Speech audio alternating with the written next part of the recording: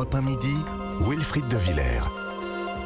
À 12h32 tout pile sur Europe 1, quelle est la place de la France sur le continent africain? Quel rôle a-t-elle encore à jouer? Emmanuel Macron sera cette semaine en Afrique centrale, au Gabon, au Congo, en République démocratique du Congo et en Angola. Déplacement à partir de mercredi. Et avant cela, ce soir, dans un grand discours à l'Elysée, le président doit dévoiler sa stratégie diplomatique et militaire en Afrique. Bonjour Michel Duclos.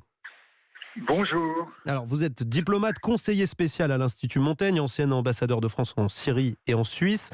Michel Duclos, selon vous, quels sont les grands axes de cette nouvelle stratégie française sur le continent? Qu'est-ce que va aborder Emmanuel Macron dans son discours ce soir?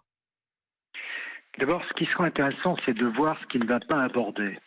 C'est-à-dire, est-ce que oui ou non, il va s'en prendre directement à la présence russe, à Wagner, etc. Ensuite, il va évidemment sans doute expliquer la nouvelle articulation, comme on dit, de notre présence militaire, qui ne va pas disparaître, mais qui va quand même devenir plus allégée. Et enfin, il me semble qu'il va vouloir renouer avec cet agenda initial de sa politique africaine, qu'il n'a jamais complètement abandonné, mais qui a été un peu perdu de vue, et qui est de renouveler en profondeur notre relation avec le continent africain. Michel Duclos, est-ce que vraiment là, actuellement, c'est le côté militaire qui est primordial dans la stratégie française en Afrique? Parce que on voit que le Barkhane s'est terminé au Mali, l'armée française a dû quitter le Burkina Faso il y a quelques jours. Finalement, il y a de moins en moins de place, on peut dire, pour l'armée française en Afrique? Oui, alors le paradoxe, c'est que ça n'a jamais été complètement central dans notre approche. C'était un élément parmi d'autres. Et au fond, dans la politique du président Macron, c'est un élément qu'il a hérité de ses prédécesseurs. Simplement, il n'y a pas renoncé, il ne l'a pas annulé, il a même essayé de la moderniser, de l'adapter, etc. Mais il se trouve que c'est quand même un élément qui a énormément pesé, parce que c'est ça qui a en profondeur changé nos relations avec les opinions de ces pays. À notre Changer en mal, Michel Duclos, hein. Oui, c'est ça, changer en mal, puisque ça a été très impopulaire. Enfin, ça a été populaire au début, et depuis 2 ans, disons, c'est devenu très impopulaire. Alors maintenant, je rappelle que Paris déploie encore quelques 3000 soldats, notamment dans les régions, dans la région du Niger. Est-ce que c'est pas un échec de se dire qu'il n'y a plus que 3000 soldats sur le continent? Un échec pour Paris, j'entends, hein. J'aurais du mal à qualifier, mais c'est pas un succès, ça c'est clair. Et il y a aussi quand même le fait que nous avons conservé des bases assez importantes à Dakar ou en Côte d'Ivoire, et plus des bases comme au Niger ou au Tchad qui sont plus légères. Il y a aussi une base très importante à Djibouti, comme vous le savez.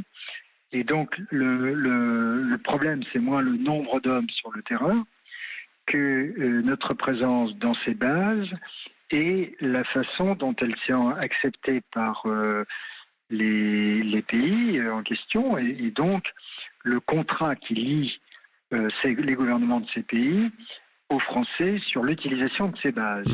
Ça peut être un instrument de coopération, c'est comme ça que nous le concevons, bien sûr. Je pense que le président va développer cet aspect des choses, qui est que nous voulons un partenariat, nous voulons maintenir un partenariat de sécurité avec nos amis dans cette région, mais en évitant une empreinte, comme disent les militaires, trop lourde, qui, elle, est de plus en plus mal acceptée par les populations. C'est vraiment clair. Michel Duclos, je rappelle que vous êtes diplomate, conseiller spécial à l'Institut Montaigne. Qu'est-ce que va faire Emmanuel Macron? Vous dites que donc, Maintenant, il faut réfléchir à de nouvelles dimensions, parce que la dimension armée, militaire est en recul. Est-ce que Emmanuel Macron va se tourner davantage vers l'économie? Qu'est-ce que ça va être maintenant les domaines pour assurer, on va dire, une présence française sur le continent africain? Est-ce qu'il y a le poids de Total Energy notamment? Non, alors il y a d'abord ce qui est très important dans l'esprit du président, la question de la gestion des biens communs ou des enjeux globaux, comme on veut. Et son déplacement est d'abord justifié par ce sommet sur les forêts qui a lieu à Libreville. Et pour lui, le renouvellement de la coopération avec les pays africains passe d'abord par là, parce que ça, c'est un partenariat dans les deux sens. Et c'est en quelque sorte égalitaire. C'est aussi notre intérêt que les forêts africaines apportent leur contribution à la lutte contre le changement climatique. Et donc, C'est aussi une thématique, Michel Duclos, c'est aussi une thématique moins périlleuse, on va dire, ou qui fait moins polémique que le côté militaire. Oui, même si là, comme ailleurs, les gens voudront des résultats. Donc, il y a déjà eu un certain nombre de ces sommets qui s'appellent des One Planet Summit, en bon français. Et donc, le sommet de Libreville sur les forêts africaines, c'est une déclinaison de cela. Et au bout d'un moment, les opinions qui, en Afrique comme ailleurs, sont beaucoup plus éduquées qu'avant, demanderont les résultats. Ça, c'est un axe important.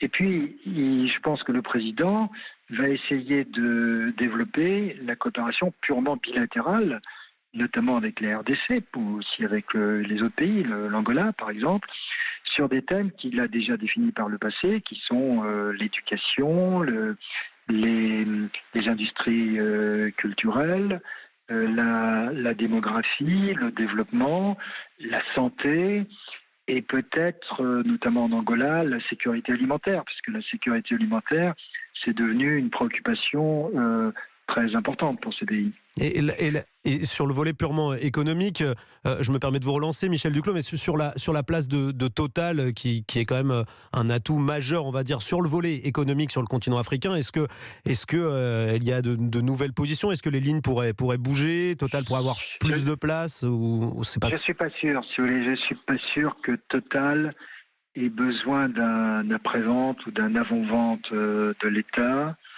Et je suis pas sûr que dans la stratégie d'ensemble du président, ça c'est important bien sûr, mais c'est pas ce qui compte le plus. Ce qui serait important, à vrai dire, ce serait que les petites et moyennes entreprises françaises s'implantent en Afrique. Et ça, pour l'instant, c'est une des grandes limites du renouvellement de notre relation avec l'Afrique. La tendance n'a pas vraiment suivi.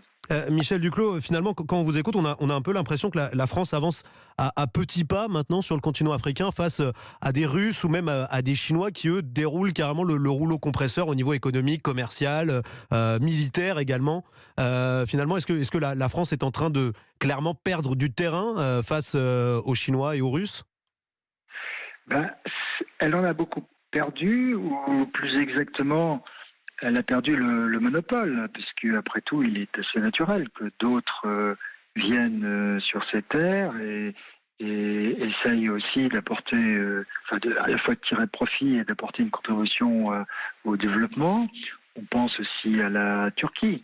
Donc, je vois ça moins comme une perte ou un recul de nos positions que le fait qu'il y a beaucoup plus de concurrents et aussi que les économies africaines sont maintenant beaucoup plus en flèche, beaucoup plus orientées vers la croissance qu'auparavant. Mais ayant fait ce constat d'un recul au cours des dernières années, je pense que la politique de Macron, et là évidemment ça ne peut être que celle de tous les Européens, c'est de prendre la contre-offensive et donc de trouver de nouveaux terrains, de nouveaux secteurs sur lesquels nous pouvons reprendre la main. Mais ça a l'air quand même très compliqué pour la France à présent de reprendre la main, comme vous dites, d'assurer à nouveau une forte présence sur le continent. Oui, je crois que ce qu'il faut, c'est trouver des créneaux. Et ça, c'est pas impossible. Il y a des choses que nous faisons mieux que les autres. Et puis, nous agissons en Européens. Et donc, sur ces questions d'enjeux globaux, quand on pense du changement climatique, vous savez, c'est pas vraiment les Chinois ou les Russes ou ni même les Turcs ou d'autres qui vont vraiment être utiles aux Africains. Donc il y a des secteurs comme ça sur lesquels nous gardons un avantage compétitif. Michel Duclos, dernière question. Est-ce que la France aussi a encore un rôle à jouer sur le plan politique dans certains pays africains? Je vous demande ça parce que au One Planet Summit, là, au sommet au Gabon, à Libreville, pour la protection de la forêt, des forêts africaines, Emmanuel Macron sera aux côtés de son homologue gabonais, Ali Bongo. Et on sait qu'il y a des élections au Gabon qui approchent dans quelques semaines.